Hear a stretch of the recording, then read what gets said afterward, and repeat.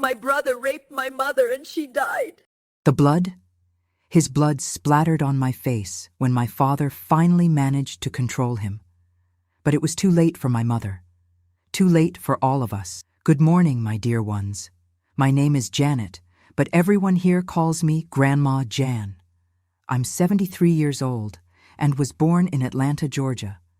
But I've been living in Chicago for over 50 years now. Today, I'm going to tell you a story I've kept inside me for almost 60 years. A story that many in my family don't even know properly, because the pain was so great that words refused to come out of my mouth. If you're watching this video, please leave a like and subscribe to. This old lady here appreciates it from the bottom of her heart. Tell me in the comments what part of America you're watching me from. Sometimes I imagine how my words reach places I've never set foot in, and that warms my heart in a way I can't even explain. I also want to ask you to comment on how many beloved children you have. I'd be very grateful to know. Let's start from the beginning, when I was just 14 years old in 1965. We were a simple but happy family. My father, Walter, was a police officer, a man as straight as an arrow. One of those who wouldn't accept even a free cup of coffee while on duty, you know? A cop has to set an example, John, he always said, adjusting that impeccable uniform before leaving. My mother, Mary, was an elementary school teacher. A woman of strength who woke up at 5 in the morning to have coffee ready, his lunch prepared, and still arrived punctually at the little school where she taught children. Our house was modest, in Lincoln Park, which back then was almost suburban Chicago. We had a large backyard with apple trees, cherry trees, and a lemon tree that my father cared for as if it were a child. And speaking of children, there was just me, an only child for a long time. Dad and Mom tried to have more children, but after 3 miscarriages, the doctors said it was risky for my mother's health to try again. I grew up being the center of their attention, but without being spoiled. Privilege brings responsibility, Mom always said when I complained about having to help with household chores. I studied at the same school where my mother taught, which was torture for a teenager. Imagine, I couldn't do anything wrong without her finding out right away. Our weekends were simple. On Saturdays, we went to the farmer's market to buy things for the week, then stopped by my paternal grandmother's house, who lived downtown. On Sundays, after church, it was spaghetti day and receiving my father's friends, almost all police officers too, with their families. It was a common life, without luxuries, but full of security and love. Everything changed that winter of 1965. I remember it like it was yesterday. The cutting wind of July in Chicago. Wait, that's not right. The cutting wind of January in Chicago. That cold that penetrates to your bones. My father came home later than usual, with a different expression. It wasn't tiredness, it was emotion. He, who had always been a man of few words, that night couldn't stop talking during dinner. "Mary Jan, I met a boy today who broke my heart," he began, stirring the bean and vegetable soup that Mom had prepared. It was during a call in the South Side. His mother, a drug user, was arrested for trafficking. Nobody knows who the father is. The boy was there, thin, scared, with nowhere to go. Mom listened attentively, as she always did. She deeply respected my father's work, despite all the danger involved. "He's 16 years old, Mary. His name is Bernard. An educated young man. Despite everything he's been through, he could be in crime like so many others from that neighborhood, but he studies, has organized notebooks, good grades." That's when I saw in my father's eyes something I had never seen before. A different determination, almost a plea. He's going to a state shelter, but you know how those places are. They barely have resources for small children, let alone a teenager. My mother placed her hand over his as if she already knew what was coming next, and it came. "I was thinking, Mary, we have space, we have the means. Jan always wanted a brother." I remember the silence that followed. A heavy silence, full of possibilities. Mom looked at my father, then at me, then back at him. "Walter, are you talking about adoption?" He nodded, those blue eyes shining in a way I rarely saw. "He can stay in the back room, the one that was your mother's. He's almost a man, won't be any trouble like a small child would. And believe me, this boy is special. I felt it." That night, the conversation extended until late. I stayed there, somewhat forgotten at the table while they discussed the pros and cons. My mother had her reservations. After all, taking in an unknown teenager isn't a decision you make overnight. But my father was determined in a way I had never seen. Mary, I can't explain it. I looked at this boy and saw something. I saw a chance to make a real difference in someone's life, to give a family to someone who never had one. My mother, who had a soft heart despite her tough teacher appearance, eventually gave in. Let's meet him first, Walter. Let's take it slow. The following week, my father got permission to bring Bernard for lunch at our house. I remember peeking through the window, curious to see what this possible new brother would be like. When my father's car parked, first he got out, then a thin young man with well-cut brown hair, wearing a clean but visibly faded t-shirt and worn jeans. Bernard entered our house like someone entering a museum, looking at everything with reverence, almost afraid to touch anything. He had large, somewhat sad brown eyes and a shy smile that appeared rarely. He spoke little, always very polite, calling my parents sir and ma'am, and me, young lady. You can call me John, I said, trying to break the ice. Everyone calls me that. He nodded, still not looking directly at me. Thank you, Jan. Lunch was somewhat uncomfortable at first. Bernard ate slowly, small portions, as if he were afraid the food would run out or someone would take his plate away. My mother, with her maternal instinct, soon noticed. There's plenty of food, son. You can have seconds, she said, with that sweet voice she used with her shyest students. It was the first time I saw Bernard truly smile. A smile that completely transformed his face, which suddenly seemed much younger, almost childlike. You cook very well, Mrs. Mary, he said, finally allowing himself to look directly at my mother. I saw the look my parents exchanged at that moment. I know now, looking back, that's where the decision was really made. In the following weeks, Bernard came more often. He'd stay for dinner, help my father water the backyard plants, ask about my studies. With each visit, he seemed to loosen up a little more. He told us his biological mother would leave him alone for days, that often he had nothing to eat, that he learned to fend for himself from a young age. He said his dream was to be a mechanic, that he liked taking things apart and putting them back together to understand how they worked. Do you really think I can, Mr. Walter?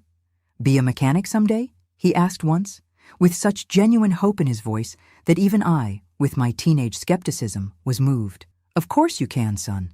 With dedication, you can be whatever you want, my father responded, placing his hand on Bernard's shoulder. The boy went rigid for a second, as if he weren't used to touch, but soon relaxed. My mother was the last to be totally convinced. Not out of malice, but out of caution. She observed more than she spoke. I noticed how her eyes followed Bernard when he didn't notice, how she asked apparently casual questions to get to know him better.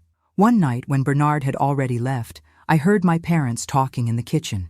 He's a good boy, Mary. He's had a difficult life, but kept his kindness. That's rare. I know, Walter. I'm just afraid we won't be what he needs. What if we can't handle it? What if he needs more help than we can offer? We'll take it one day at a time. But that boy needs a family, and we can be that family. 3 months after that first lunch, in October 1965, Bernard officially moved into our house. The bureaucracy wasn't as complicated as it could have been. My father knew people in the system, and Bernard's biological mother signed all the custody papers without hesitation, eager to get rid of what she considered a burden. We set up the back room, the one that had been my grandmother's before she passed away. We painted the walls light blue, put in a new bed, a desk for studying, a bookshelf for the few belongings he had. My mother bought new clothes, school supplies, even a small radio he could listen to in his free time. On the day he came to stay for good, my mother made a chocolate cake with the phrase, "Welcome to the family, Bernard," written in colorful sprinkles. He looked at it, and for the first time since we'd known him, cried. He didn't hide his face or try to disguise it, just let the tears roll while thanking us repeatedly. Nobody ever did something like this for me, he said between sobs. My mother hugged him, and for the first time, he returned the hug without hesitation. My father, who wasn't a man to show emotions easily, discreetly wiped away a tear. The adaptation wasn't immediate or perfect, of course. Bernard had strange habits. Sometimes he'd wake up screaming in the middle of the night from nightmares. He'd hide food in his room as if he feared that one day it would run out. He had difficulty accepting gifts or any form of kindness without thinking he needed to immediately reciprocate. But gradually, the boy began to feel safer, more at home. We enrolled him in the same school where I studied and where my mother taught. At first, the other students whispered, asked indiscreet questions about where he came from, why he was living with us. Bernard responded politely, but without giving many details. "I'm Jean's brother now," was all he'd say, with a simplicity that disarmed even the most curious. At home, he made an effort to fit into our routine. He'd wake up early, make his bed meticulously, offer to help with all tasks. My mother had to insist that he also rest, that he understand he didn't need to pay for being there. "Son, you don't need to do all this. This is your home now, not a place where you work in exchange for shelter," she explained patiently. "It's hard to get used to, Mrs. Mary," he'd respond, lowering his eyes. "I always had to do something in exchange for anything. Nothing was free." My father found a mechanic shop near home where Bernard could help on Saturday mornings. The owner, Mr. Tony, was an old friend of my father's and agreed to teach the basics to the young man. Bernard would return from these mornings with hands dirty from grease, but with a gleam of satisfaction in his eyes that was beautiful to see. "Mr. Tony said I have a knack for it," he'd tell us excitedly during Saturday lunch. Today, I managed to take apart and put back together a carburetor by myself. On Sunday nights, when we received my father's friends for the traditional spaghetti, Bernard initially stayed withdrawn, almost hidden. Over time, he began to participate more, even telling some stories that made everyone laugh. My father's colleagues treated him as part of the family, which clearly meant a lot to him. With me, the relationship took a little longer to develop. I, with my 14 years and all the insecurity of adolescence, didn't know exactly how to act with this new brother who had appeared out of nowhere. Sometimes I'd pick on him, test the limits, want to see how far his patience went. Bernard never fought back, just smiled that sad smile and said, "It's okay, Jan, no problem." It was on a rainy afternoon, one of those typical Chicago days, that our relationship began to change.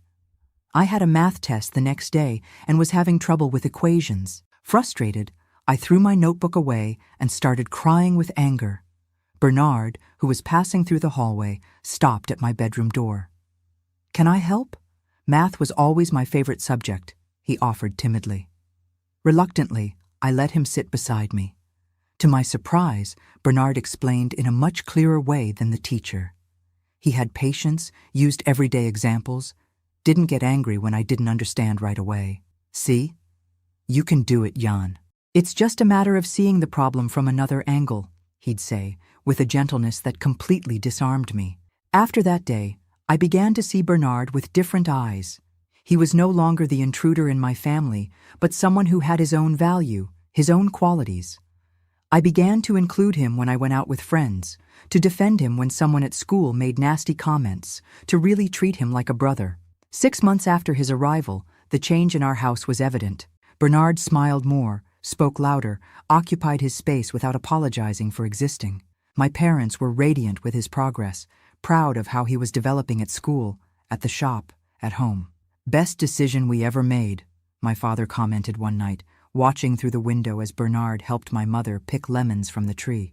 "That boy deserved a chance, and look how he took advantage of it." If someone had asked me at that moment if I was happy with my new brother, I would have answered yes without hesitation. Bernard seemed to be exactly what my family needed to be complete.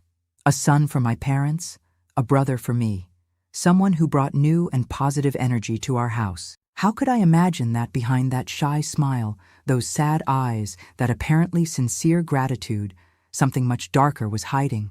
How could I know that that decision, made with so much love by my father, would end up destroying our family in a way none of us could predict? At that time, I only saw the brother I had always wanted. I didn't see the small signs, the strange behaviors that, looking back now, were like red flags waving furiously, warning of a danger we didn't know how to recognize in time. The first months with Bernard were like a dream that very soon would transform into the worst nightmare of our lives. Have you ever noticed how we always ignore that little voice inside our head that says something isn't right? That's how it was with me. The signs were all there, blinking like a broken traffic light, but I chose not to see them.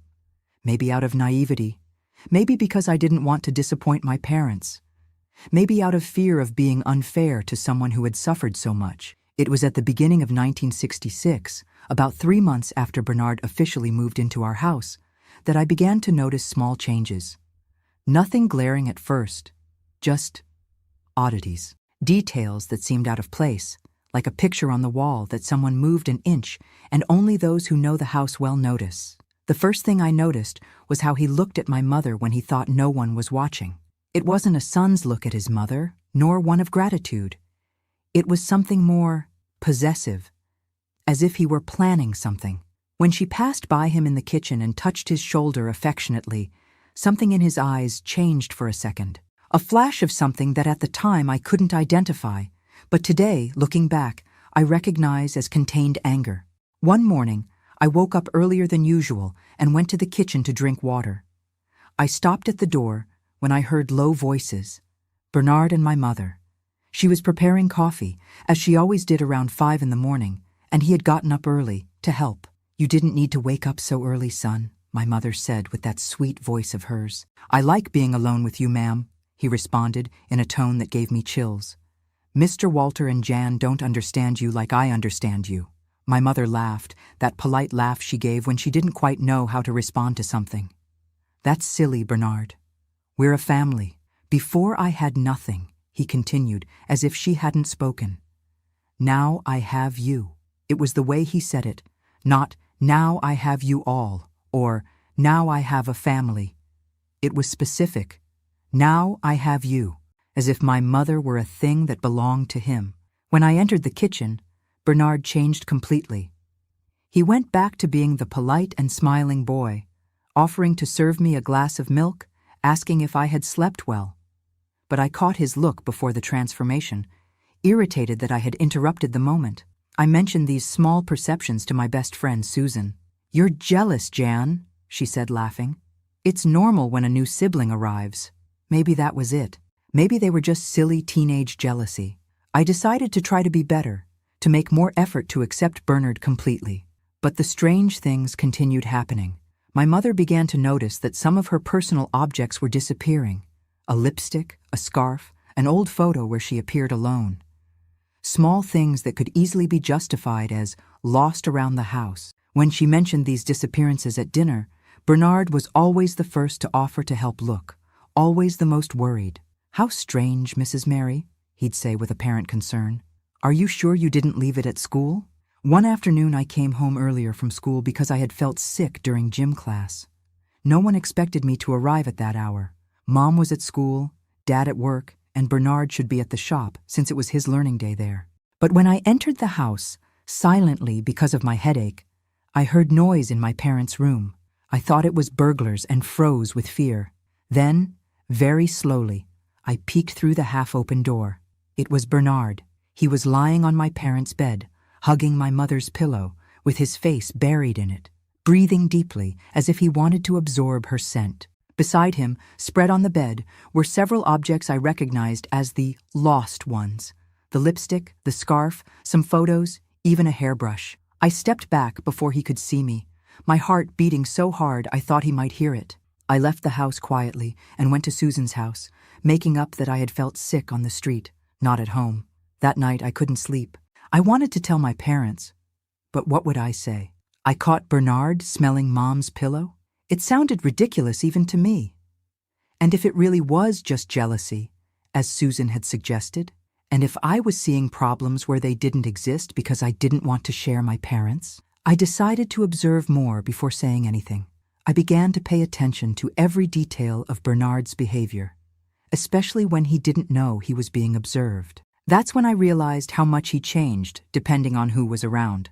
With my father, he was the perfect son, respectful, hard-working, interested in work stories from the police. With my mother, he was needy, almost childish sometimes, always seeking approval and physical affection, a touch on the arm, a hug, a caress.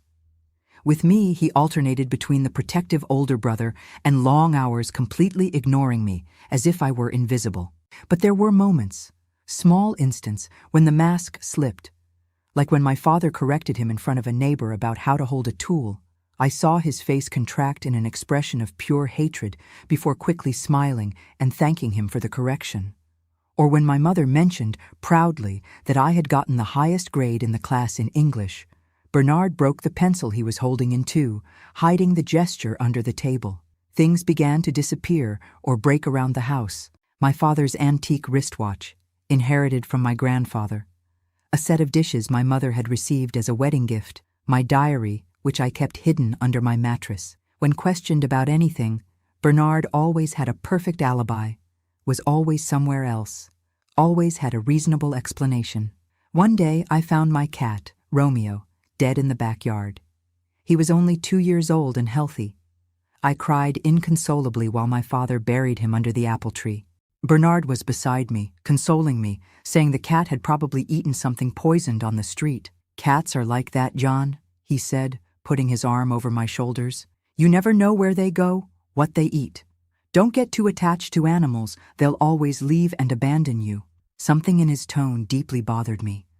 I looked into his eyes and for an instant saw something cold, almost amused, as if he were enjoying my pain. I pushed the thought away. It would be too absurd.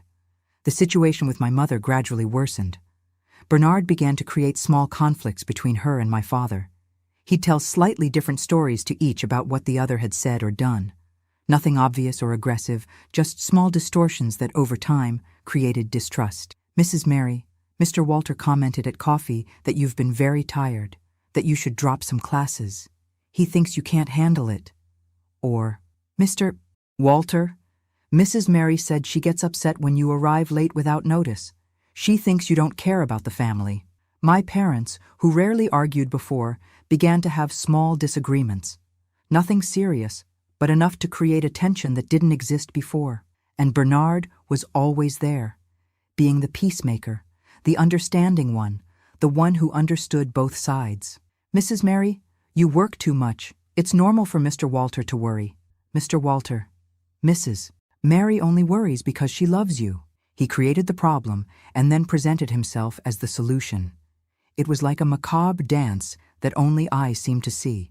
In the middle of this whirlwind, something happened that made me even more alert.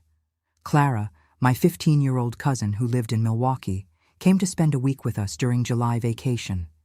She was beautiful. Blonde hair, green eyes, the type of girl who makes boys turn their heads on the street.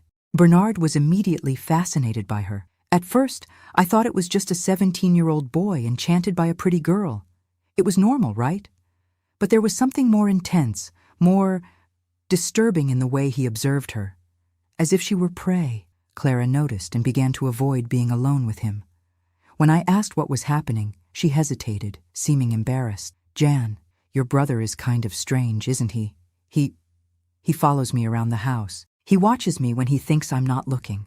Last night, I woke up and he was standing at the guest room door, just watching me sleep. I felt a chill in my stomach. Did you tell Aunt Mary or Uncle Walter?" She shook her head. "I don't want to cause problems. He didn't do anything, just makes me uncomfortable. Like he wanted something from me." The next day, Clara said she had received an urgent phone call and needed to go home earlier. My parents found it strange, but didn't question much. Bernard seemed irritated by her sudden departure, although he tried to disguise it. That night, I heard noises coming from his room. Rhythmic sounds, as if he were hitting something repeatedly. The next day, I noticed his knuckles were red and scraped, as if he had punched a wall. The strange behavior only worsened after that. Bernard began to treat me with a mixture of disdain and veiled threat. When we were alone, sometimes he'd get too close, invading my personal space. "Your cousin is a liar," he whispered once, cornering me in the hallway. "She made up things about me, didn't she? What did she say?" I felt fear for the first time. Not a vague and distant fear, but real, physical terror. There was something in his eyes that was no longer human. It was like looking at a predator. She didn't say anything. I managed to respond, my voice trembling. "She just had to go back because of her sick grandmother." He smiled, but the smile didn't reach his eyes. Good. Because if someone starts telling lies about me, Jan, I'm going to be very sad. And when I get sad, I do things I regret later. It was a clear threat. I swallowed hard and nodded, trying to seem calm. When he finally moved away, I ran to the bathroom and vomited, overcome by a terror I couldn't explain. I decided I needed to talk to my parents, no matter if it seemed crazy. I chose my father first. He was a police officer, trained to notice when something wasn't right. I waited for a moment when we were alone. A Sunday afternoon when my mother had gone to visit a sick friend and Bernard was supposedly at the library studying for a test. "Dad," I began, my voice more trembling than I'd like. "I need to tell you something about Bernard." My father lowered the newspaper he was reading and looked at me with attention. "What is it, daughter?" I told him everything. What I had seen in their room, the missing objects, how he looked at my mother, the incident with Clara, the veiled threats. While I spoke, I saw my father's face changing, first with surprise, then with concern, finally with something between disbelief and sadness. When I finished, we sat in silence for a long moment. My father sighed deeply.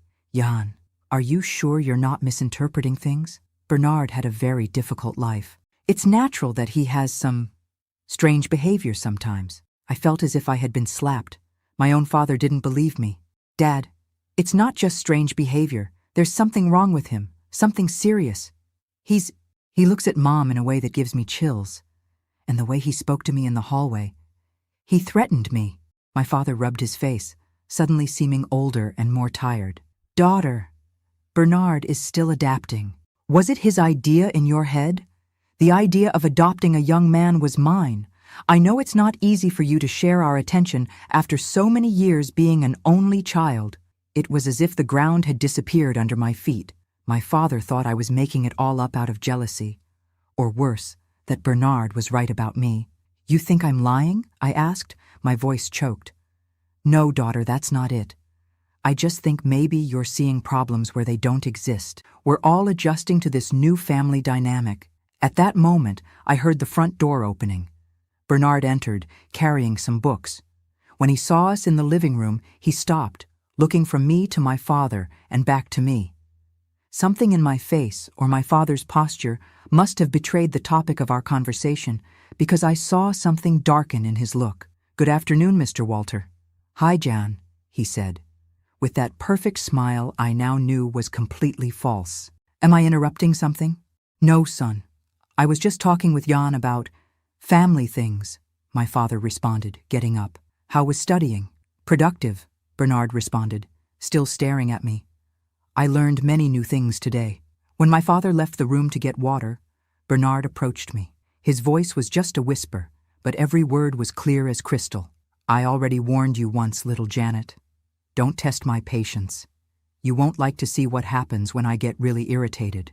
I stepped back, feeling my blood freeze. It was no longer just intuition or paranoia. There was something deeply wrong with Bernard, something dangerous, and nobody but me seemed capable of seeing it. That night, I locked my bedroom door for the first time, and in the days that followed, I began to realize that something terrible was forming in our house. Like storm clouds accumulating on the horizon, announcing a disaster from which we couldn't escape. The worst was yet to come, and when it finally arrived, it destroyed everything I loved in ways none of us could have imagined. Sometimes I wonder if there are moments in life that divide everything into before and after. For me, it was November 17th, 1966. A Thursday that began like any other, but ended as the day that destroyed our family forever. The week had been tense. After my conversation with my father, Bernard intensified his surveillance over me. He no longer disguised it when we were alone. The gentle smile and sad eyes gave way to a cold, calculating look that followed me around the house like a predator tracking its prey.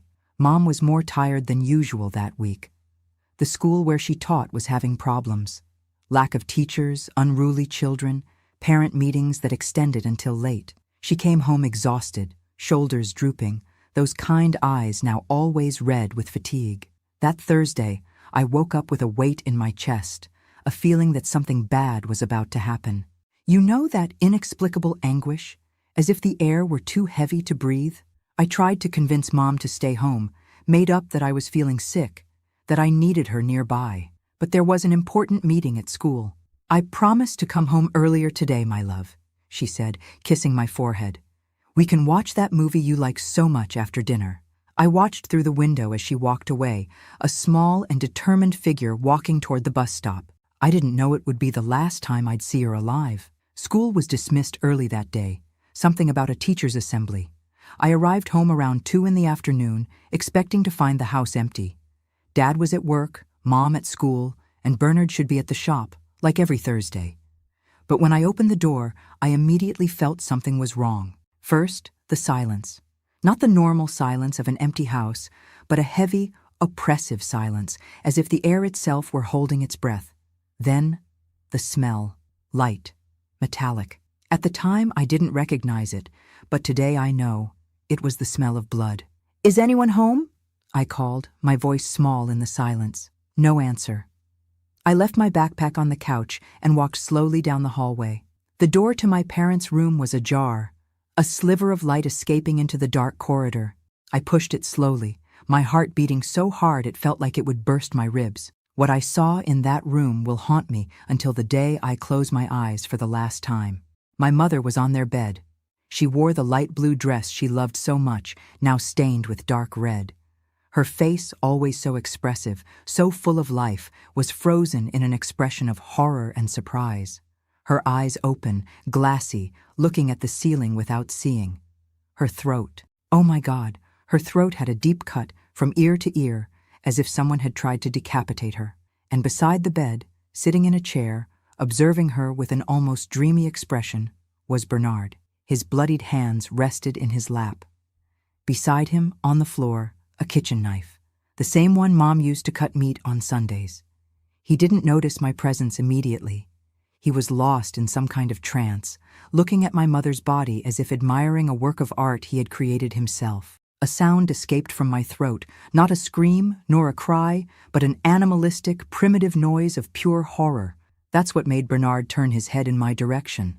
"Ah, Jan," he said, as if we were meeting at breakfast. "You came home early today." I couldn't respond. My eyes went from my dead mother to Bernard and back, unable to process what they were seeing. "She came home early too," he continued, casually pointing to the body. "Said she wasn't feeling well, wanted to rest a bit before preparing dinner." A strange smile appeared on his face. "I think now she'll rest forever." Finally, I found my voice. "What did you do?" The words came out strangled, almost inaudible. Bernard tilted his head to the side, like a curious dog. "What does it look like I did, little Janet? I freed us all." "Freed?" I repeated, unable to understand. "She was getting in the way," he explained, as if it were the most obvious thing in the world. "She stood between me and your father, between me and you. She was possessive, controlling. Didn't you notice how she suffocated us all with that false love? It was like hearing someone speak in a foreign language. I could distinguish the words, but they didn't make sense together. 'You killed my mother,' I said, and saying it out loud made everything terribly real. 'You killed my mother!' The scream seemed to awaken something in Bernard. The dreamy expression disappeared, replaced by that cold and predatory look I had seen only in glimpses before. "And now I'll have to kill you too," he said, standing up slowly. "It's a shame. I liked you, Jan. We could have been a happy family, me, you, and your father. But you never gave me a chance, did you? Always suspicious, always watching me.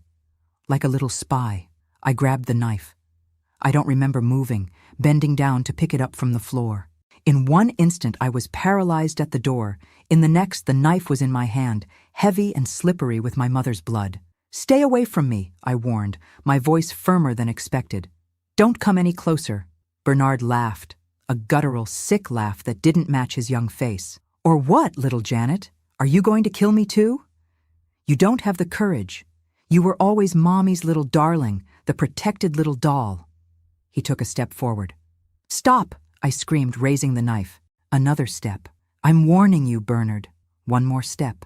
Now he was close enough for me to smell him, a mixture of sweat, blood, and something else, something chemical I didn't recognize at the time, but later discovered was cocaine.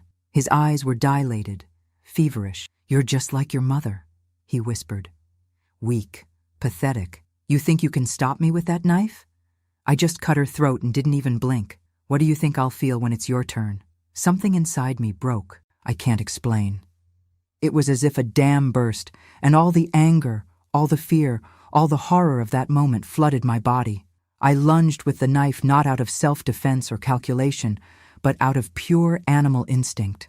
The blade entered his stomach with frightening ease, like cutting soft butter. Bernard looked down, surprised, as if he couldn't believe what was happening. Then his eyes met mine, and for the first time I saw genuine fear in them. He began, but didn't finish the sentence.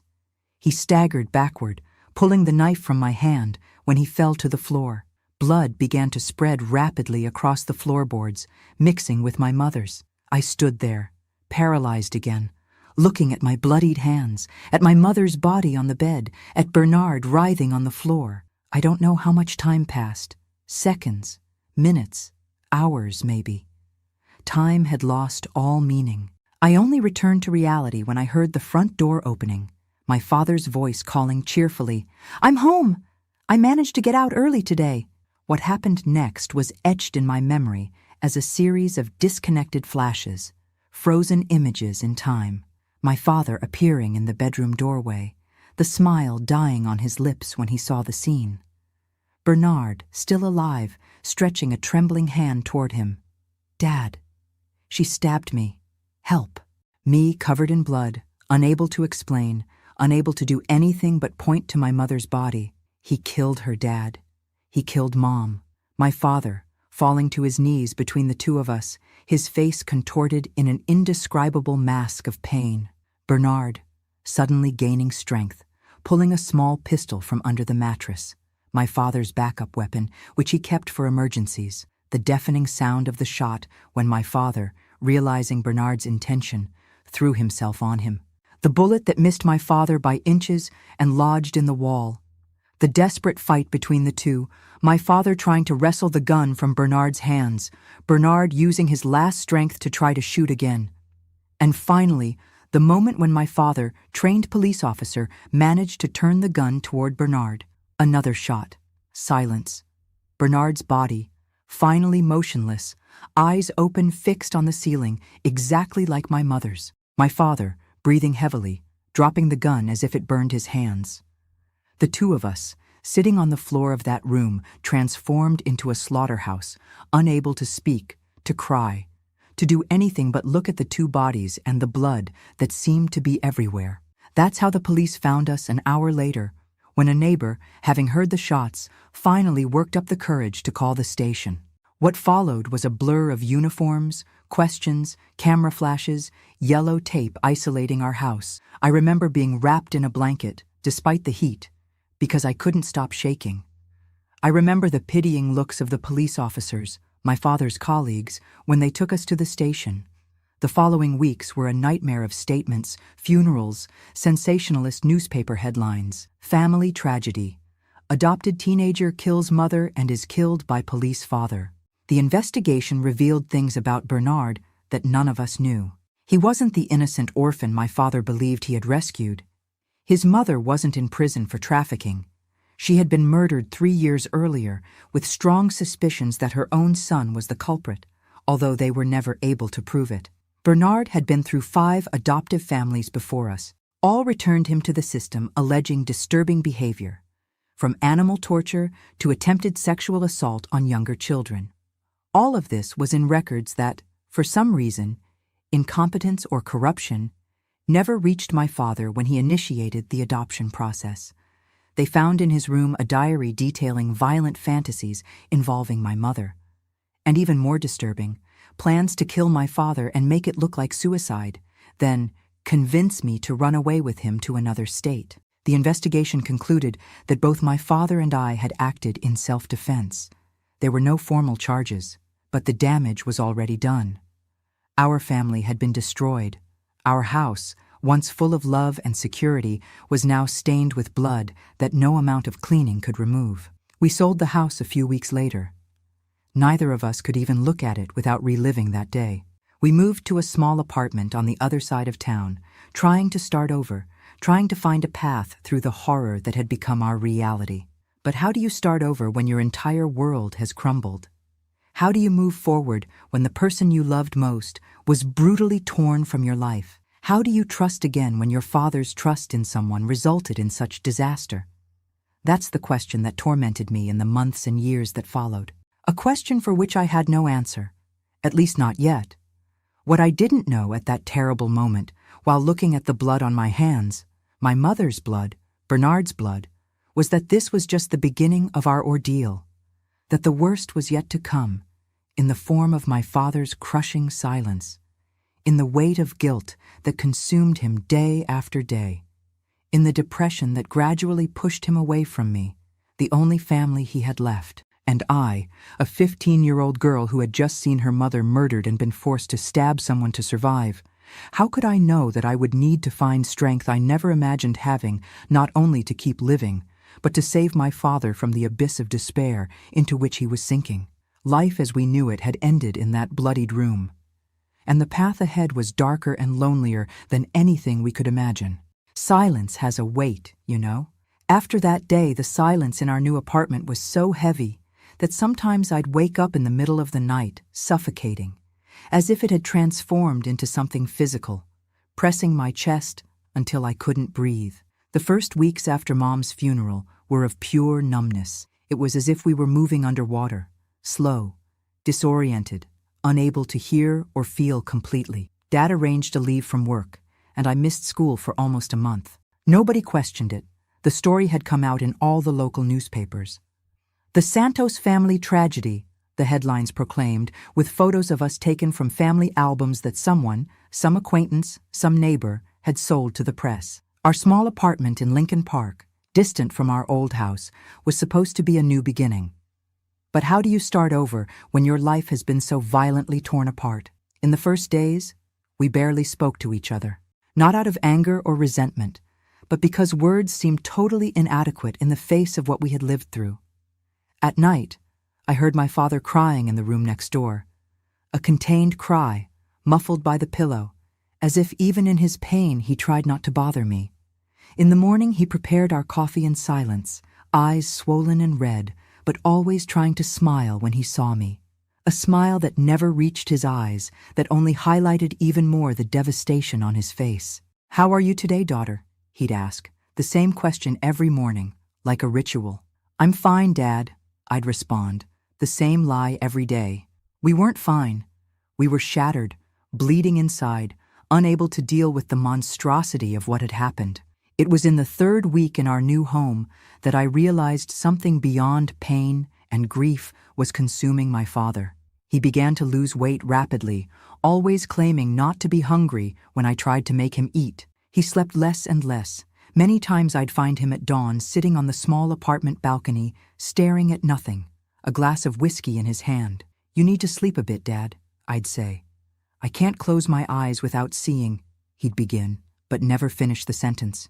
He didn't need to. I also saw when I closed my eyes, my mother on the bed, the blood, Bernard, the knife, the shot.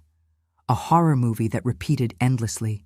One morning, when I entered the kitchen, I found my father sitting at the table surrounded by papers, police reports, adoption documents, photos of a younger Bernard, old newspaper articles. He had his eyes fixed, glazed, on the pages before him. "What is this, Dad?" I asked, although I already knew. "I should have seen it, Jan," he responded, his voice hoarse from someone who hadn't spoken for hours. "It's all here, all the signs, his history, the warnings. How could I have been so blind?" I sat beside him, looking at the scattered documents.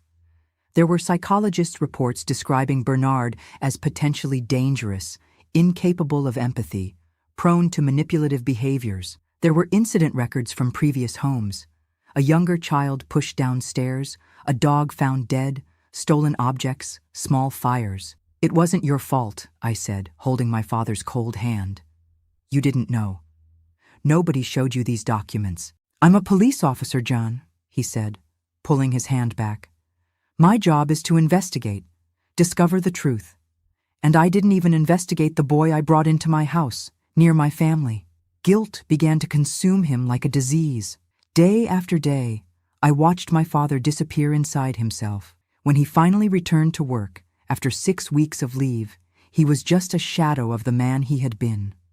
The other officers treated him with a mixture of pity and discomfort. He, who had always been respected for his integrity and competence, was now seen as a walking tragedy. I returned to school too, although I had begged to change to another one. I couldn't stand the looks, the whispers when I passed by. Some friends tried to approach, but I no longer knew how to be normal, how to talk about common teenage things when I had seen and done things no one my age should experience. Susan, my best friend, was the only one who persisted. She came to the apartment almost every day after class, even when I barely spoke. She'd sit with me in silence, sometimes just holding my hand, other times telling school gossip as if nothing had happened. Her presence was like a thin thread connecting me to the world that existed before the tragedy. As the months passed, a somber routine was established.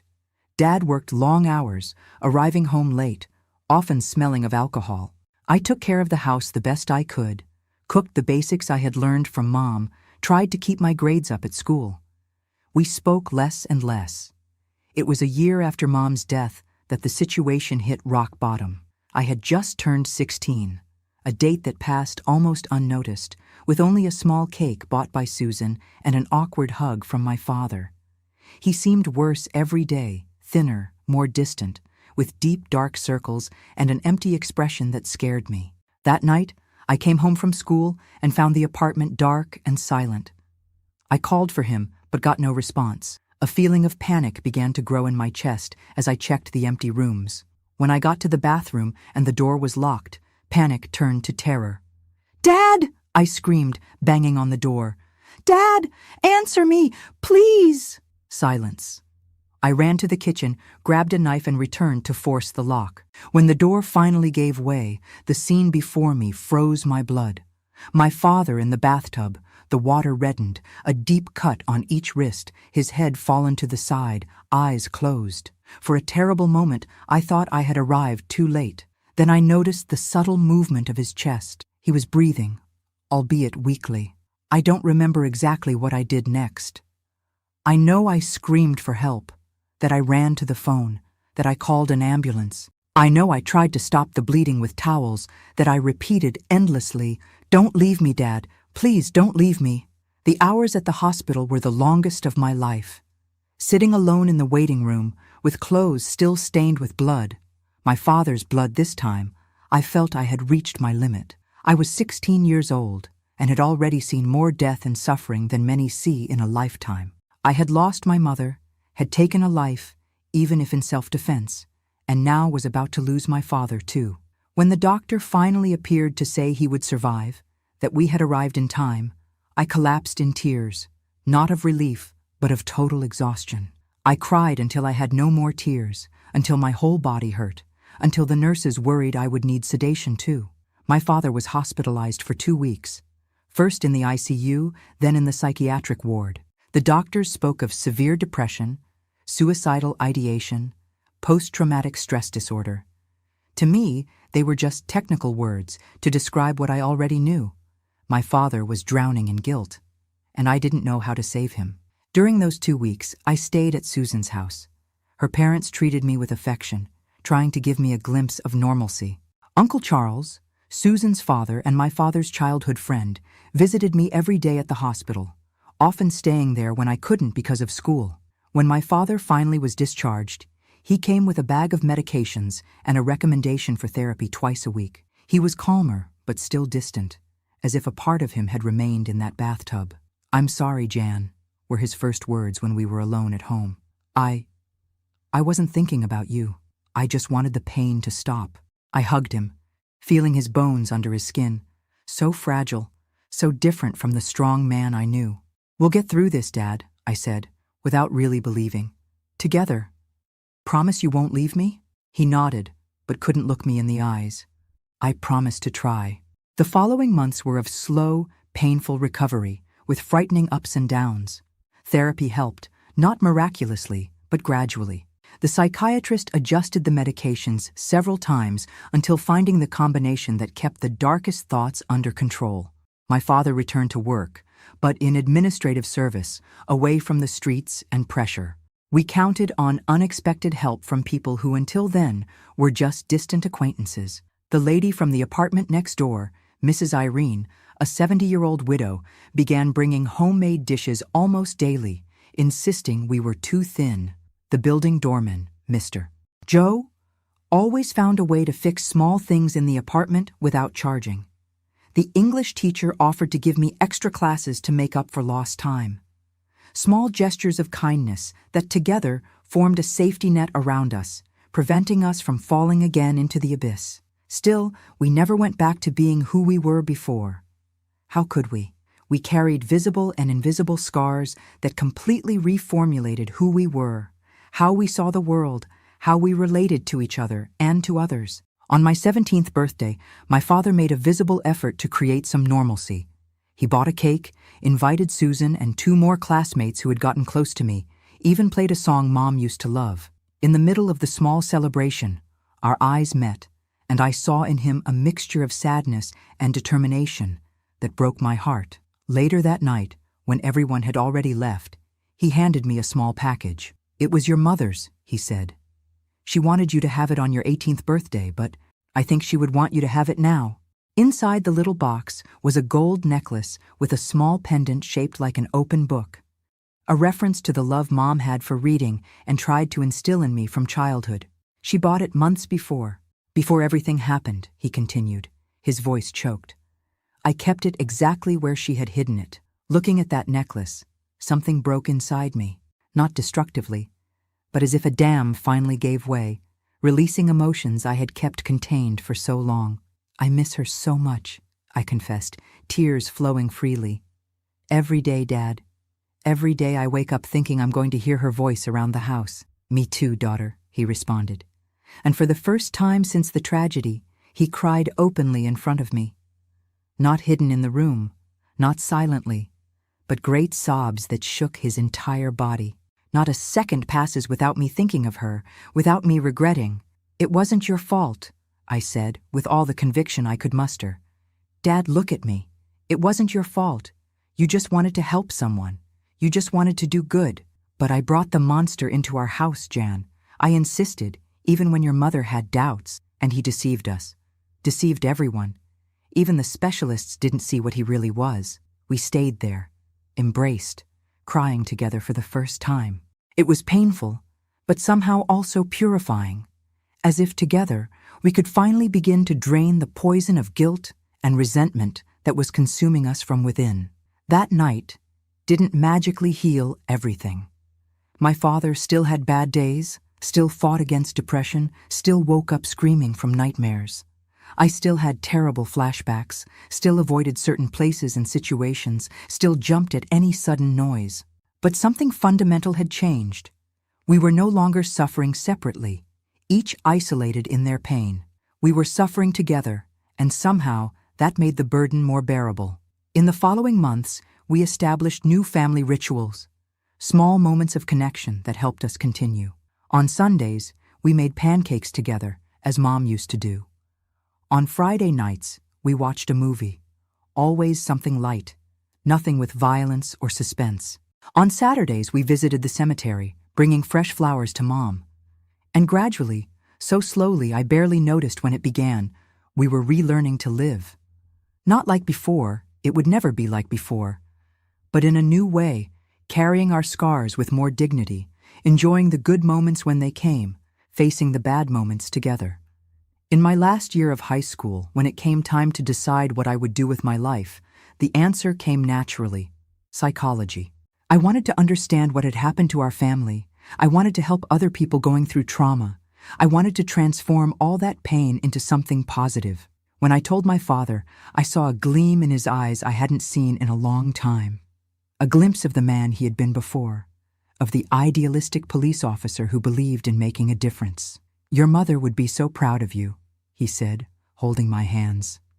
"And I am, Jan. So proud it barely fits in my chest." They were simple words, but they meant the world to me. A sign that despite everything, there was still hope for us, that we could not only survive the tragedy, but eventually find a path beyond it. The path would be long, winding, with many obstacles still to come.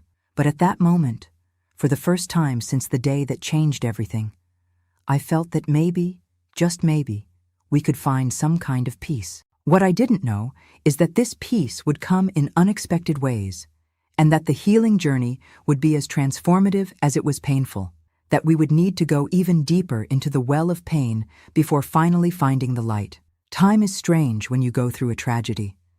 Sometimes it seems like everything happened yesterday. I can smell the blood, hear the screams, see my mother's empty eyes. Other times, it seems like it happened in another life, to another person. Today, at 73 years old, looking back, I see that 14-year-old girl who lost everything in one day never would have imagined the life she would end up building from the ashes. I entered the psychology program at University of Illinois at Chicago in 1970 at 19 years old. It was an achievement not just mine, but both of ours, me and my father. He had returned to work full-time, still in the administrative part of the police, and I gave some private tutoring lessons to help with expenses. It wasn't easy, but we were moving forward, one day at a time. The university campus was a world apart from what I knew. For the first time since the tragedy, I was in a place where I wasn't the girl from that family, where people didn't know my story before even meeting me. It was liberating and scary at the same time.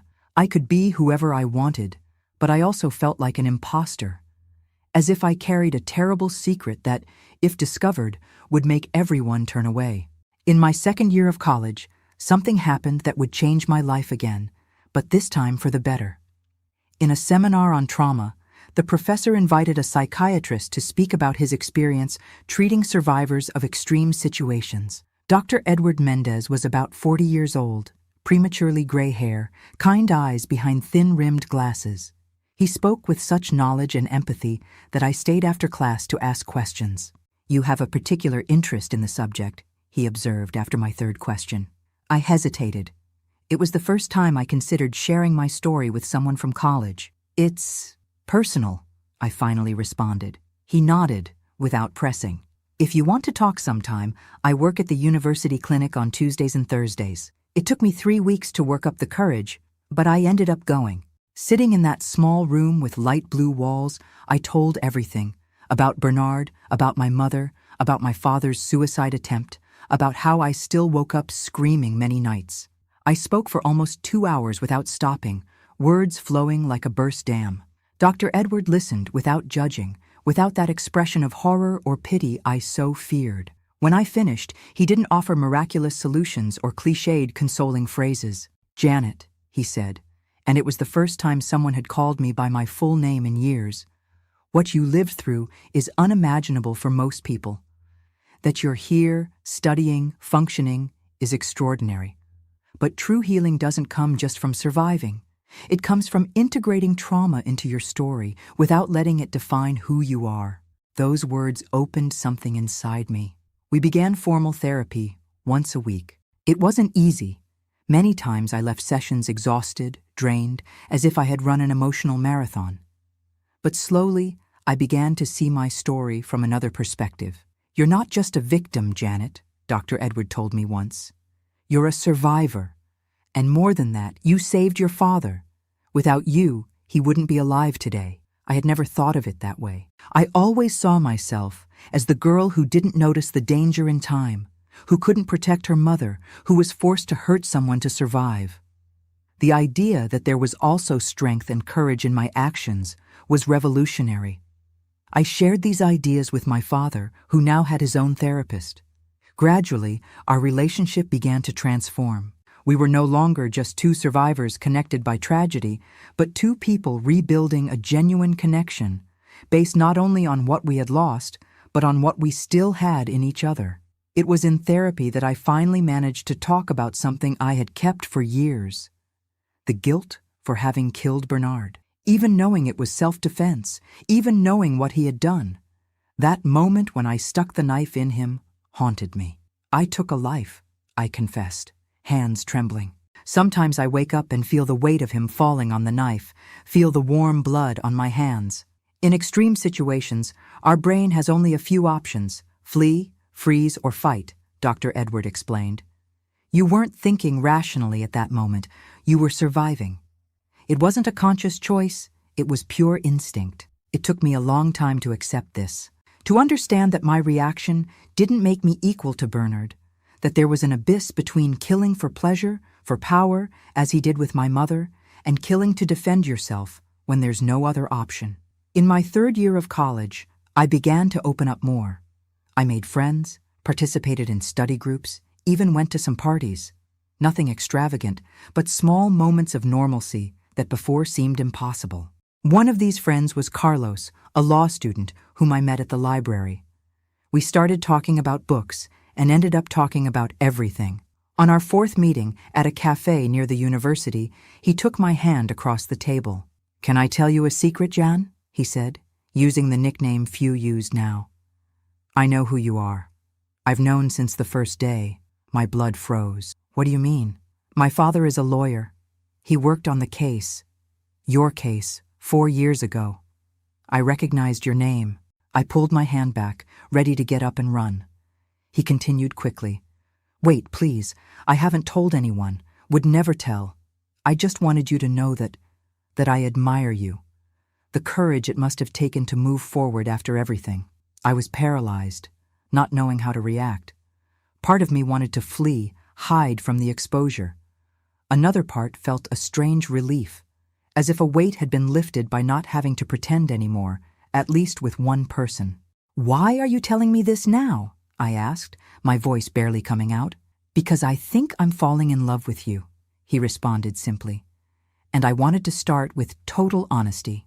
It was the beginning of my first relationship. Slow, hesitant, full of retreats on my part. Carlos had infinite patience, never pressuring me, always respecting my limits, even when he didn't completely understand them. It took me 6 months to let him kiss me, almost a year to be able to be alone in a closed room with him without panicking.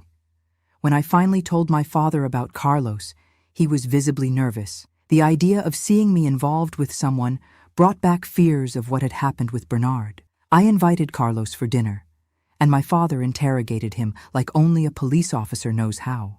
Carlos endured it all with respect and even humor, understanding where the concern came from. At the end of the night, when Carlos left, my father hugged me. "He seems like a good young man, Jan," he said, his voice choked. "Your mother would have liked him." It was the first time he mentioned my mother without that shadow of guilt and absolute pain. A small miracle. I graduated in 1974 at 23 years old. Carlos graduated in law the same year. Our relationship had strengthened, surviving the pressures of college, my internal struggles, my father's fears. At graduation, with the diploma in hand, I looked at the audience and saw my father applauding, standing up, tears in his eyes. Beside him was Susan, who had become a teacher, and a few more dear friends we had made over the years. It was at that moment I realized something important. We had built a new life. Not perfect, not without pain or scars, but a life with genuine connections, real achievements, moments of true joy. Carlos proposed to me that night, during the graduation party. I said yes, but with one condition, that we live near my father. He understood without me needing to explain. My father had improved a lot, but still needed us nearby, and I couldn't be happy knowing he was alone. We married in 1975, a small ceremony with only close friends and family. My father walked me down the aisle, thinner and with much more gray hair than he should have had at 50, but with a genuine smile on his face. When he handed me to Carlos, he whispered, "Your mother would be so proud of the woman you've become." We bought a house 10 minutes from his. Carlos opened a small law office specializing in human rights. I began working at a community clinic, serving people who couldn't afford private therapy. The work was challenging, often painful, but deeply rewarding. Using my own trauma experience to help others navigate theirs gave meaning to everything that had happened. In 1977, at 26, I discovered I was pregnant. The news brought a complex mixture of emotions. Joy, yes, but also terror. How could I be a mother when I had lost mine so young? How would I protect this child in a world that had shown itself to be so brutal? Dr. Edward, now more a friend than therapist, helped me navigate these fears. "You're not condemned to repeat the past, Janet," he reminded me. Your experience has given you wisdom that many parents will never have. My father was ecstatic with the news. Something in him rejuvenated with the prospect of being a grandfather. He painted the baby's room, assembled the crib, started buying toys months before birth. "Do you think I'll know how to be a grandfather?" he asked me one night, insecurity showing through. "After everything? You'll be the best grandfather in the world," I replied, holding his hand. "This child will be so lucky to have you." In September 1977, my daughter Mary was born, a name chosen in honor of my mother. Holding that small bundle in my arms was like feeling my heart outside my body, exposed and vulnerable, but also incredibly strong. The love I felt was so overwhelming, it left me breathless. The first year with Mary was exhausting, scary, and wonderful.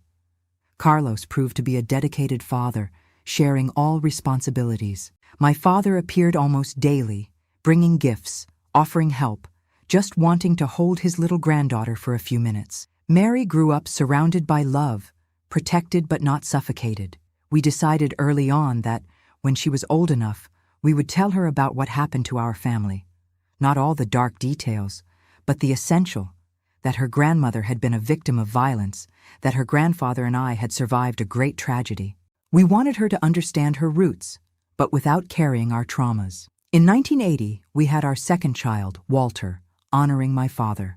Seeing the two grandchildren together, my father with a grandchild in each arm, was an image I never imagined possible in the darkest days after the tragedy.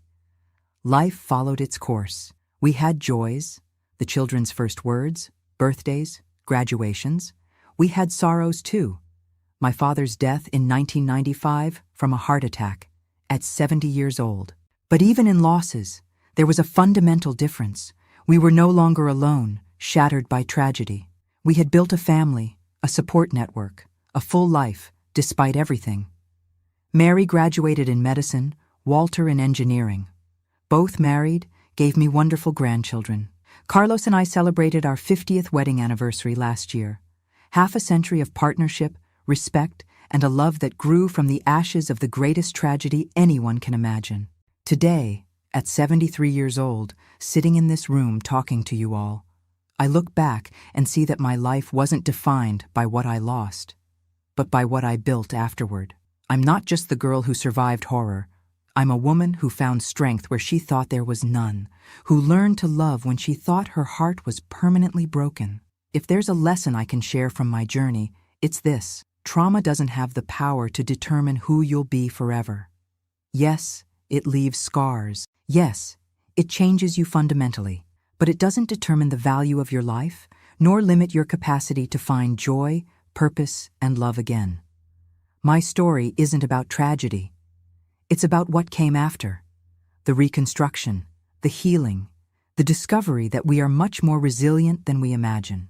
It's about how, even in the darkest nights, there exists the possibility of dawn. If you're going through your own valley of shadows now, I want you to know, you're not alone. There's a path through pain, even when it seems impossible to see it. One step at a time, one day at a time. And maybe, years later, you'll look back like I'm doing now and see that you built something beautiful from the ruins.